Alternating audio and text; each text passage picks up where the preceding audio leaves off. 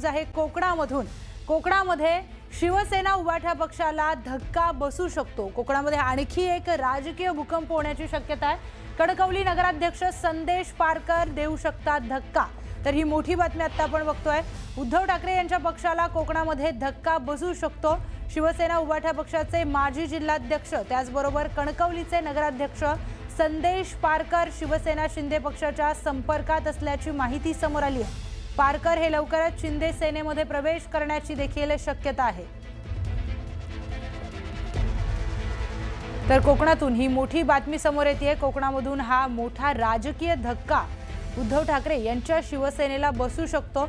मोठा राजकीय भूकंप होण्याची शक्यता आहे, कारण शिवसेना उद्धव ठाकरे पक्षाचे जे माजी जिल्हा प्रमुख आहेत त्याचबरोबर कणकवलीचे नगराध्यक्ष संदेश पारकर हे शिवसेना शिंदे पक्षाच्या संपर्कात असल्याची आता मोठी माहिती समोर येते। त्यामुळे लवकरच ते उद्धव ठाकरे यांच्या शिवसेनेला मोठा राजकीय धक्का देणार का अशा चर्चांना उधाण आलेलं आहे। पारकर हे लवकरच शिंदे सेनेमध्ये प्रवेश करण्याची शक्यता आहे अशा देखील चर्चा तिकडे सुरू झालेल्या आहेत आणि त्यामुळेच हा मोठा राजकीय भूकंप उद्धव ठाकरे यांच्या शिवसेनेला असू शकतो अशी देखील शक्यता वर्तवण्यात येते।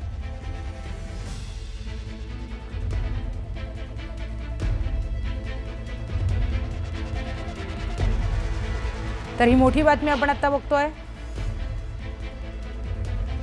निवडून आल्यानंतर तुम्ही सक्रिय राजकारणामध्ये दिसला नाही।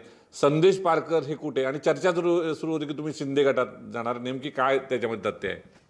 खरं तर मी शहर विकास आघाडीचा नगराध्यक्ष म्हणून या पदावर त्या ठिकाणी विराजमान झालो, जनतेच्या आशीर्वादाने, कार्यकर्त्यांच्या मेहनतीच्या जोरावर।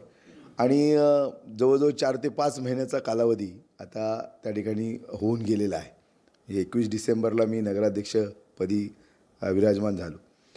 खरं तर गेली 4-5 महिने मी कणकवली शहराच्या विकासामध्ये कसं त्या ठिकाणी शाश्वत विकास या शहराचा करता येईल, कशा प्रकारच्या योजना केंद्र आणि राज्य सरकारच्या आणता येतील, याच्यासाठीचा प्रामाणिक प्रयत्न मी गेली 4-5 महिने त्या ठिकाणी करतोय।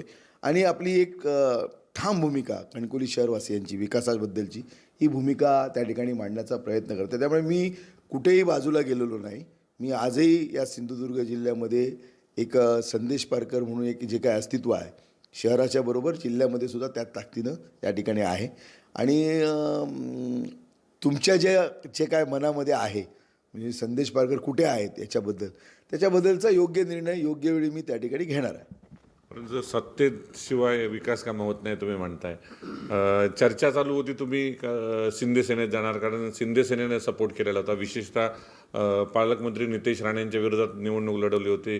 त्यांचे बंधू आमदार असलेले निलेश राणेंनी प्रयत्न केला होता। एकनाथ शिंदे मैदानात उतरले होते, उदय सामंत मैदानात उतरले होते आणि अशा वेळी चर्चा चालू होती तुम्ही शिंदे सेनेत लवकरच जाणार आहे। काय लवकर प्रवेश होईल वाटतं? खरं तर तुम्ही जे सांगताय हे वास्तव आहे। आमदार निलेश राणे असतील, संपर्क मंत्री उद्योगमंत्री उदय सामंत साहेब असतील, शिंदे साहेब असतील, त्याचबरोबर वैभव नाईक असतील, आमदार उपरकर, सतीश सावंत, राजन तेली, असे अतुलराव राणे, असे अनेक प्रमुख नेते, या सगळ्यांनी त्या ठिकाणी आम्ही एकत्र होऊन हा एक शहर विकास आघाडीचा निर्णय घेतलेला होता।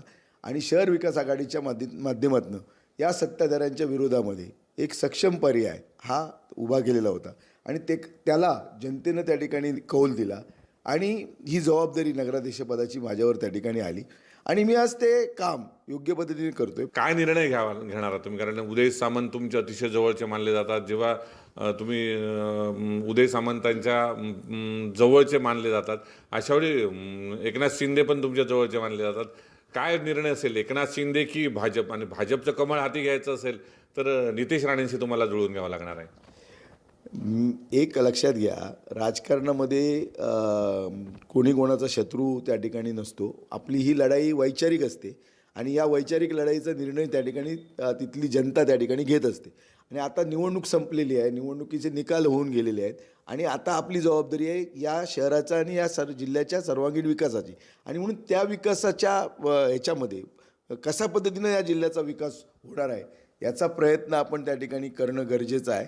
आणि म्हणून तुम्ही मगाशी म्हणालात की या जिल्ह्याचे संपर्क मंत्री उदय सामंत माझे मित्र आहेत, आजही आहेत आणि त्यावेळी होते.